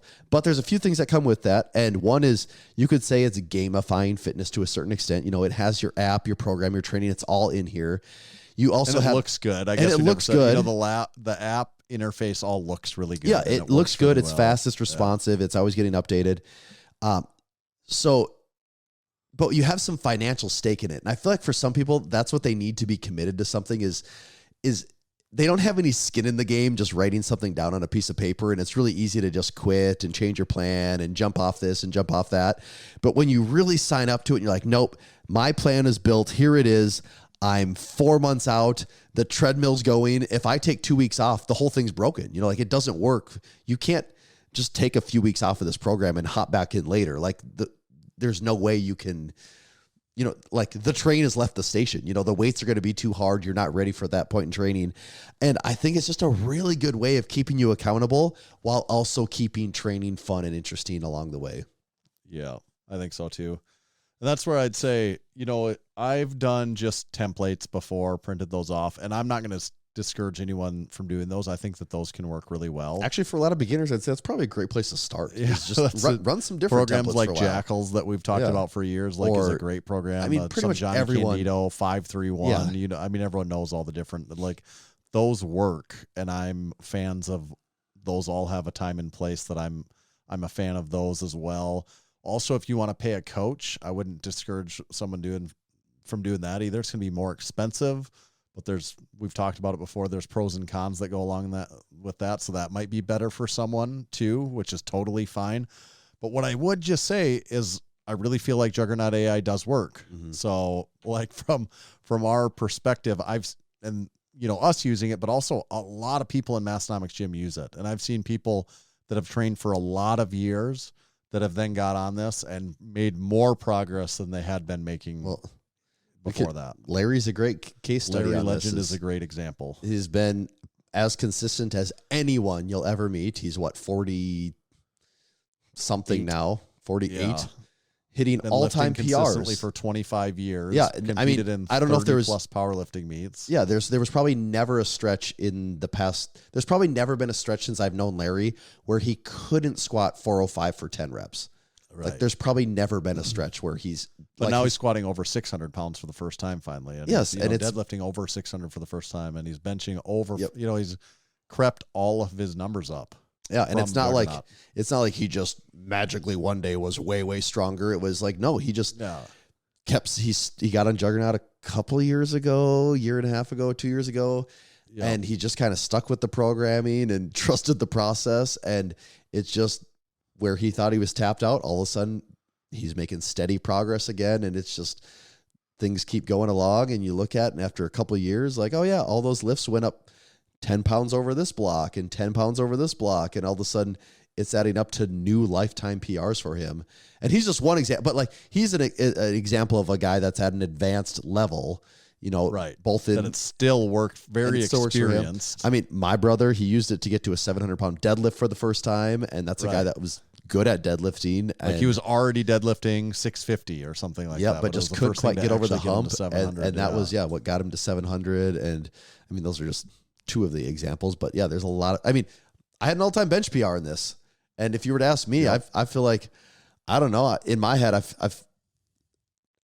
I'm not a bad bencher. I'm also not like a world-class bench. I'm not an amazing bencher either. I mean, there's a lot of guys in Massenomics Gym that can bench 4 plates. So like, to me, I was always like, okay, whatever. I'm an average bencher. Yeah. Like that was the number. That was the thought in my head. Yours is considerably better now than it was. Well, it is because, pre-Juggernaut, and when I think about it, like when we used to, on bench days, go in the gym and just be, you'd chug that white monster. I'd be just hyped out of my mind. And it was just like pure adrenaline, just going crazy and hitting bench so hard. And I'm not saying I'm not putting a ton of effort in, but I think I just feel like my approach is so different and my bench just goes up. And it was kind of stuck for me for a couple years there. It was making steady progress. And then once I got over like 325 or right in that 325 range, just whatever I was doing, it kind of stayed there for 2-3 years and it didn't move. And all of a sudden, a couple years of Juggernaut, and it's just I blew right by that, and I don't know. It works, man. It just works. It just works. All right. Anything else?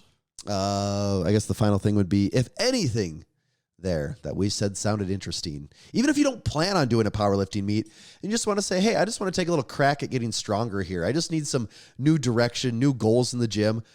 Go to juggernautai.app, use code Massenomics.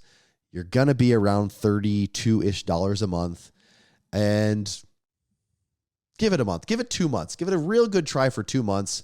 If 2 months in you don't like it, then yeah, it's probably not for you. But 2 months in, you're like, okay, I see how this is going. I'm liking this. You might be hooked, man. Like it's a good program. It is. You know what else is good? This is the Strength Company. We've set out to build a better barbell plate on American soil. We ended up here at Wisconsin's legendary Wapaka Foundry. With over 60 years of ironworking experience, the foundry had the knowledge, technology, and processes to build our weights to our exact specifications. The Strength Company plates are slim but rugged, smooth but easy to grip, and electro-coated for durability and to look great in your gym. This is the next generation of American iron. Only available from the Strength Company. The Strength Co. If you're going to get stronger like that on Juggernaut, you're going to need some more plates to lift. So you might as well go get them from the Strength Co. The best plates are go-to plates at Massenomics Gym and Tommy's Garage Gym. Thank you, the Strength Co. And while we're on the subject, the Strength Co., we do have an affiliate link. So if you buy anything from the Strength Co., you go to massenomics.com/affiliates or just go to our website and click affiliates tab. It's one of the top tabs. And then you click on the Strength Co., you go buy them. We also have several other affiliates there and several discount codes with mostly anyone that you're going to buy new gym equipment from. Or that's where our Juggernaut link is, also with the discount code in case you forget it. Or our MacroFactor link with discount code Massenomics to get you some free weeks on MacroFactor. But then just some of the equipment. If you're buying equipment from any of these companies, especially as we approach the end of the year when we know a lot of people are making purchasing decisions, please consider checking out our discount codes here, because a lot of these companies, we have discount codes. And then even if you we don't have a discount code, still click on them through these links, because we get a little small kickback contribution from doing that, and it helps us out and we appreciate it, and it's cool beans. But like, let me just rattle off: Rogue Fitness, Rep Fitness, Bells of Steel, Titan Fitness, Temple of Gains, anything from Amazon, PRX Performance, Force USA, Prime Fitness, Hansu Power, EliteFTS, The Strength Co., Bulletproof Fitness, GMWD, RitFit, Juggernaut, Build Fast Formula, Barefoot Shoes, MacroFactor, Power Block, Torque Fitness. Need I go on anymore? I mean, any of those. You can't go wrong buying something from any of those companies. At least half of them we have a discount code where you can save 5% or 10% or whatever it is. Mm-hmm. So, yeah, people have been, since we've updated this page, people have been clicking it. We are seeing those links, and we do appreciate that, and that really does make a difference. It's like the easiest way to help give back to us that requires nothing on your part other than clicking a link. Yes, and possibly even saving you money in the process by using the discount code even in some of those cases. Okay. Want to hear sports and books segment? I do. I saw this link pop, or this to-do pop in here, and I really want to know what's going on. What do you want first, sports or books? Because it is a double. Let's start with sports. It is sports and books, not books and sports. So let's start with sports. The sports and books. part I pretty much just made up in order for this to be official sports and books segment. So, quick Massenomics Fantasy Football League update, because everyone loves hearing about other people's fantasy football leagues. We're 7 weeks in, I think, at this point. 6-1 over here, tied for the best record in the league with last year's defending champ Chris Mark. So it's not a mistake. Also 6-1. Know what's up. And he is still edging me out. I've been making a real hard push lately. I think of the last 3 weeks, I've been like the leading scorer almost every week.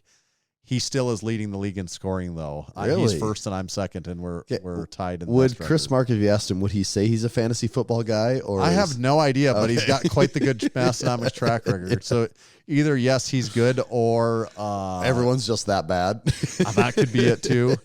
But he's crushing it still. He puts up a huge score every single week.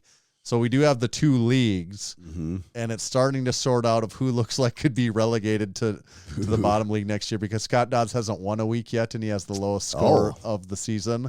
So it's looking very possible. Strong case for him getting relegated to the FCS subdivision for the junior lifter. Yep. If we're the open and they're the juniors, or sub whatever. So that's the fantasy football. Crushing it over here on Cloud 9. So that means next week I'll probably lose like the next 5 in a row. Or you'll just be even riding high. You'll be like, I left Chris Mark in the dust. Yeah, and the classic fantasy football, you got to pick up those free agents. Like half my team, now that I'm doing well, it's like so all you are free being agent pretty pickup. engaged actually here. Well, I haven't. No, after my team got pretty set about 3 weeks ago. The pieces kind of fell in place, and I haven't done much for the last few weeks. But yeah, I was doing a lot of moves, and we have the type of fantasy football league where everyone gets a certain amount of money. You know, it's fake money. Like you start the season with $200, and then you bid on free agents, and whoever bids the most each week gets the free agent, and it's a blind bid. So you can bid $50 on a guy, and nobody else bid a single thing. Right. You just lost it there. And you should have just bid $1. Like that's the type of thing that happens sometimes. So I actually like that system. It makes the free agent thing really fun. Yeah, that is pretty cool. Yeah. That's it on the Massenomics Fantasy Football League. Okay. All right. That's a good update. I figured it had been several weeks. Since It has been, about yeah. fantasy football, and Yep. people are literally dying to know what's going I'm on. sure we have listeners just waiting for that segment every week. I still have not watched a football game. I don't know that I've I'll seen. say, you know what? Cumulatively, like 10 minutes of football games. I'll say this: the drama of college football has started to just hook me like a it's a freaking pageantry, like a it's soap the history opera. you like, isn't it? It's the actually I shouldn't even say that. It's like the I don't even know what the angle is. I think what really has hooked me in college football is the insanity of these coaches' contracts and how they have this guaranteed money, but they also get fired pretty quickly now, but they're guaranteed this money. You know, like Penn State's coach getting fired, who is, you can slice it a lot of different ways. Like you can say, yeah, he's never, people will say he never wins big games for them. And he hasn't, but also they are like a 1 to 2 loss school, or a 1 to 2 loss team every year, something like that. So Nittany Lions. that's it. And this year, what Should have is stuck with Joe Paterno, am I right? right? And Sandusky. Back Should have kept Sandusky. maybe not that. But and then the guy has a bad year, and after like 3 bad games, it's like, yeah, now you're just done. Everything you've ever done for us up to this point doesn't matter, and here's your $50 million. See ya. Like, it's crazy that these colleges sign off on this and can somehow get the NIL money. Like the NIL money to fund this stuff. It's so crazy. It's just a whole nother level of, I don't even know. It speaks to a certain level of cultural values and just deeper. It's much deeper than football. Like, it really is. But man, it sure has introduced some parity into the world of college football. There's no doubt about that. The interesting dynamics of them being higher learning schools, and then also the insane amounts of money right involved. And I get it, that it's all weird paradox. And it is mostly coming from private donors. The whole NIL thing. It's not like the schools all of a sudden has an extra $100 million to spend on it. But the other amazing thing though is that like now no one knows who's good anymore. Like no one knows who's good. Anyone can be good. Anyone can be bad, and that can also change on a weekly basis. Like it's not just. Alabama and Georgia are the 2 best teams, and it's a contest over who's going to be like 3rd or 4th. It's like, no, on any given week, I think anyone can kind of beat anyone, and that's kind of exciting to watch. Everyone's getting paid, so it takes the advantage of when just people were secretly getting paid. Right. Like the people that were good at being able to do it and not get in trouble, and now everyone can do it. So it's like, yeah, oh yeah, you're gonna pay them. Of course you're gonna pay them. Everyone's gonna pay them, or there's no chance they're going there. Mm-hmm. I don't know shit about it, but my one thing is, I'm like, it's gotta end up being different than what it is like right now. Oh, I don't know how it can keep going this way. Like how it won't be able to go this way. I don't know how. I don't know what the answer is, but it's got to end up different. Well, the first thing that you think would have to change is there has to be some. They have to start changing these contracts for coaches where there has to be some level of performance written into their contract. Where like if you have if you have a year where you go 500, like you're not getting your full guaranteed, right? Severance money. You'd think that would have to change. And then at a certain point too, that you'd think there has to be some type of, I don't know. It's just, I don't know. Like, it's just hard to believe that it can keep going this way for 5 more years. Yeah. Yeah. I think something will change there. It'll look a little different at some point in time. Yeah. Then the book segment is that I finished the second book of Red Rising, which is Golden Sun. So I'll now be on to the book number 3 of the How many are there? trilogy. I think there's 5 or 6 or something, but I think their original trilogy is, or their not trilogy is maybe not the right word, but there's an original 3, and then there's been more since then. I think I don't actually even know. I think that's accurate though. Okay, and did you do audiobook here? Yes. So I finished Golden Sun, which is the second book, audiobook. It lives up to the hype of the first one. Still really good. Didn't let you down. There was moments in time in the middle of it that I felt like my interest was waning a little bit. And when I got in the home stretch, the final quarter, I was like, nope, I'm back in, baby. Like I got through the meat, through the heart of it and got towards the end. And I'm like, yep, you got me again. I'm back. I'm back completely wanting to see what's next now. Interesting. It's interesting that you brought up this books thing because I just recently had this revelation. I actually don't spend that much time on my phone. I really don't think I do. But I had this revelation. I'm like, I think I could cut even more phone time out.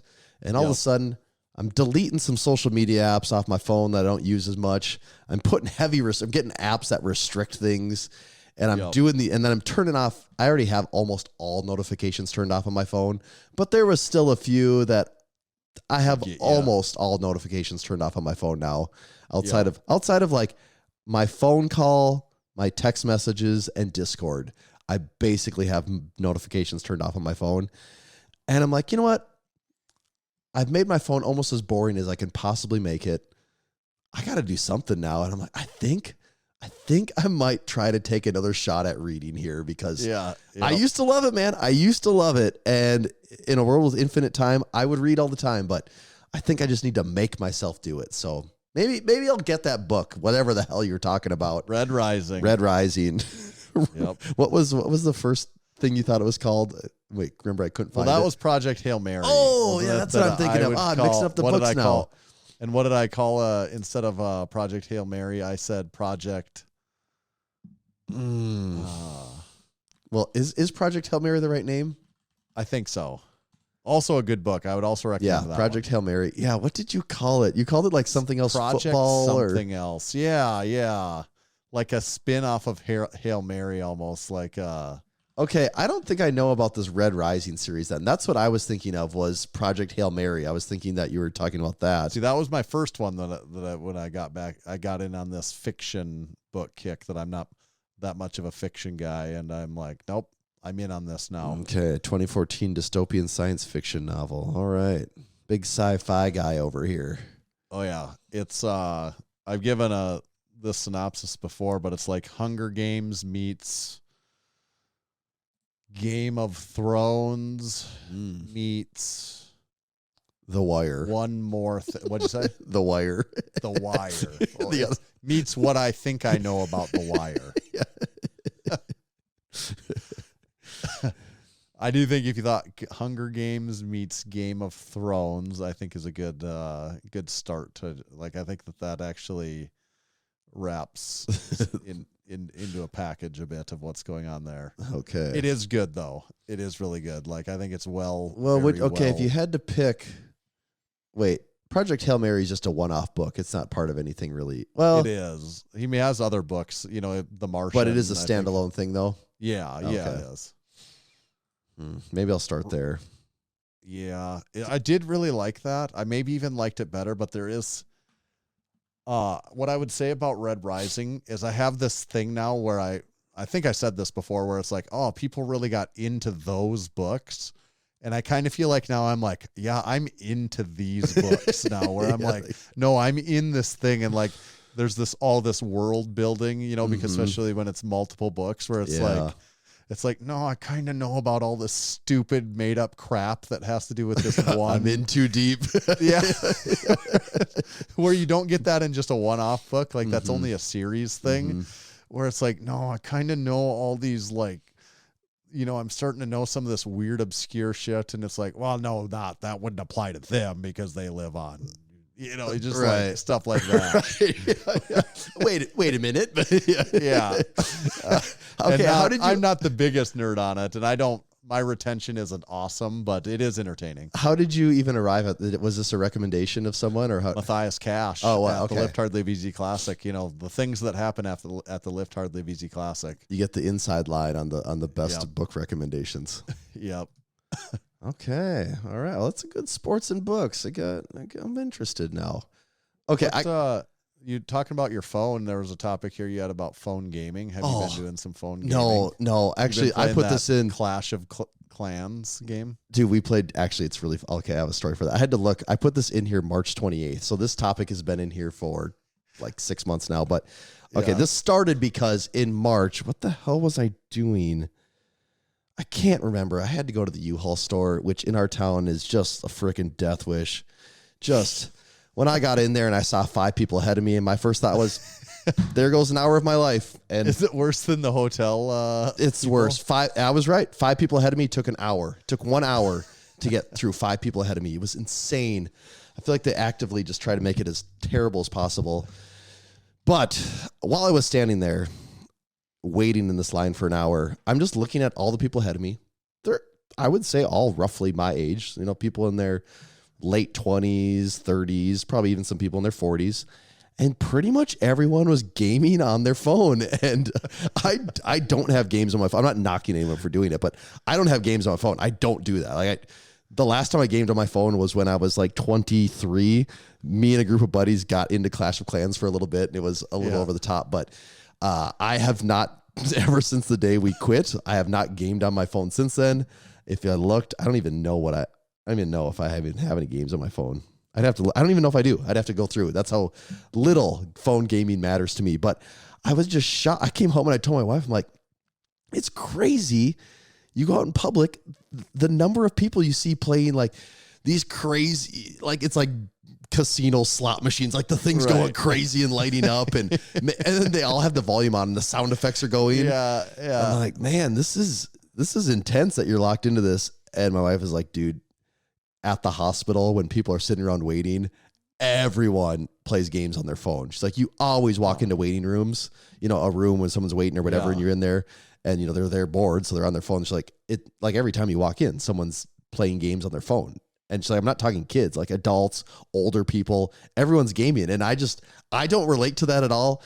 Apparently it's and I know the App Store makes, I think, the vast majority of their money from people downloading games and buying all the shit that comes with purchases. Yeah, all the in-app purchases from games. A lot of people joke that that's all the App Store is just a casino for kids because of all the in-app purchases on games. But I'm out of touch with the times because it's obviously a very, very popular thing, and I do not relate to it one bit. Neither do I.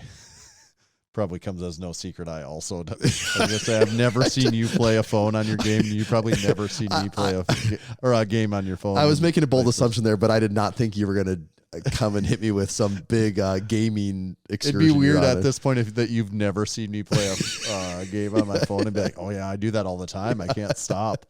I do have, back in the day, it's over a decade ago, well more than that. I had Angry Birds for a while. Oh, I did too. Yeah, way back in the day. Looking on my phone now, I still have Doodle Jump. I don't even know what that is. Yeah, it was a popular game like over 10 years ago also.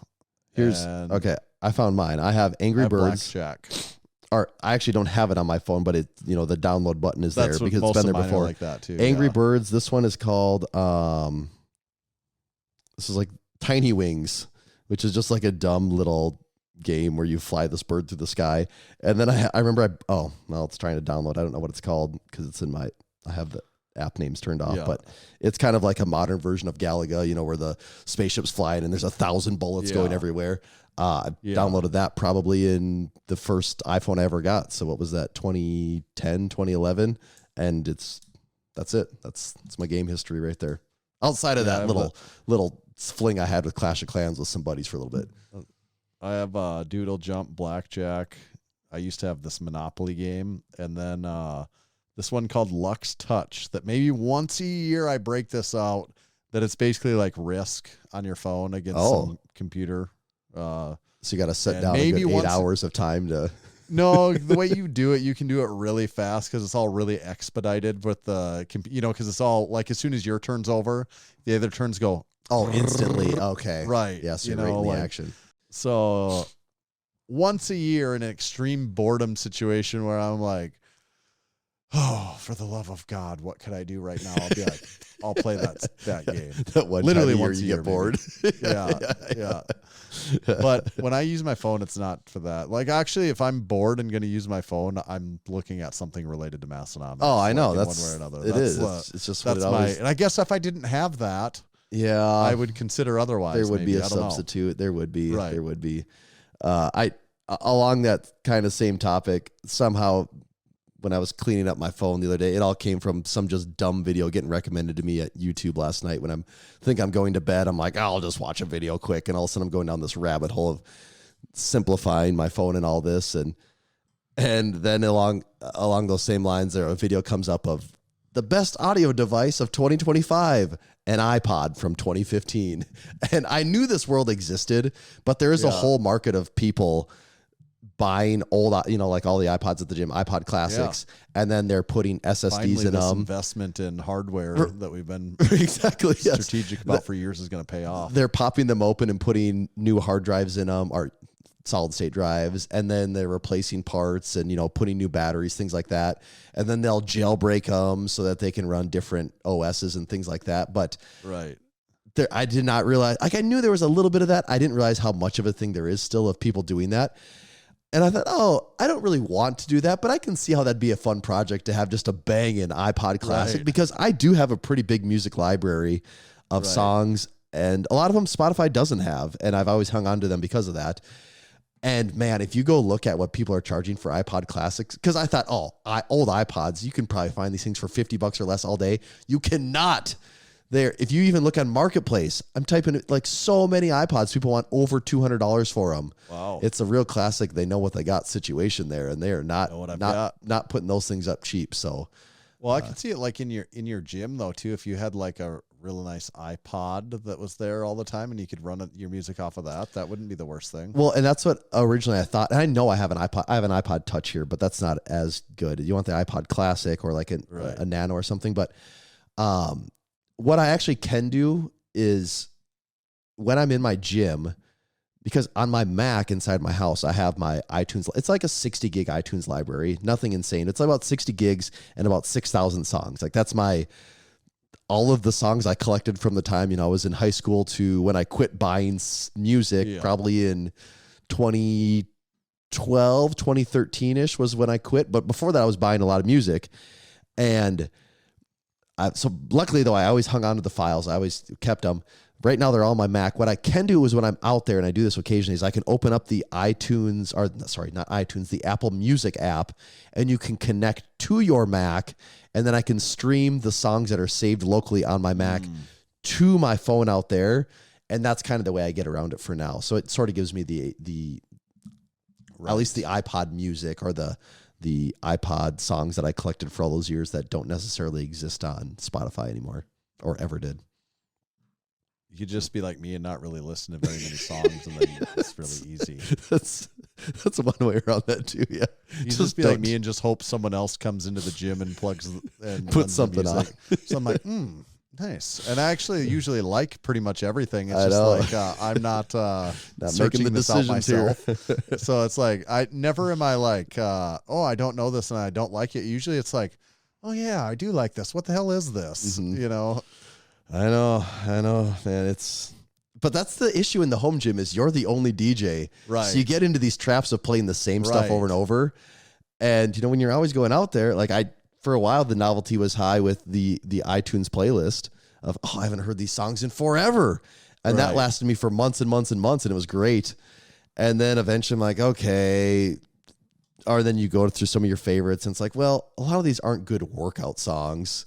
Actually, most of them Right. aren't good workout songs. So then you skip past that, and then it's like, well, okay, I'll go to this different playlist on Spotify. I'll go to a different new metal playlist, a different dubstep playlist on Spotify. Oh, let's find an emo playlist. You start just like running through every genre because you feel like you've heard it all so many times, and it's not the thing at the gym where, oh, so-and-so is here and he always plays this. I never play that, but that's good because it's variety and he does it. Right. Right. Unless you're doing it, you never don't get get the that. variety in. Yeah. Right. Yeah, a little music segment. Did you want to tell us anything about cable towers, or do we need to save I that think for we can next save time? that for another time. It's not an emergency. No, there's not a cable tower emergency, in case anyone's wondering. Okay, nothing crazy has happened to your I cable mean, towers. that's assuming we make it to episode 501, though. So That's true. Well, no guarantees. I would say a bit of gym equipment news. I think after today, the Massenomics gym vintage plate wall is done. yeah, what the hell? I see done. these Weeder cross hubs showing up. What's the Weeder deal here? cross hubs. Yeah, those. And I think when we did the vintage plate wall YouTube video, I think you I had mentioned one of said, those, didn't you? like those would maybe be the ones. And I got those, and I had gotten the blue Eagles a little bit ago, and I'd always wanted the blue Eagles. And now I have a row of like 3 blue plates, different blue plates in a row.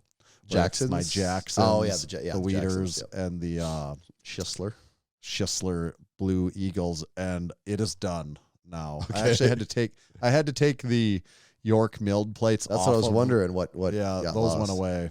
Yeah, And then Just I too common. consolidated the Rogue Arnold and the Strength Co. I just have one of each like behind the Strength Co. is the Rogue Arnold plate now. And those Okay. the new plates just consume that one pin. And then the York milled had to go actually back into gym circulation. Yeah, And that's fine. now it is done because those are all the consolidating I had in my mind that I could do. And And now it you'd is have to complete. build a whole nother station if you're going to start over. Would have to, but I don't see it. I've not saying my desire for vintage weights is gone, but it's kind of like when I completed my Roundhead collection. Like I worked really hard at that, and I worked hard is a weird thing to say. I Driving all over the country, finding these, bringing I them back. searched. I was never ending. Like I was always searching. Like every day I was looking for, monitoring what I was missing and what I could get and what I could trade and how I could get it and this and that and who knew somebody that might know somebody.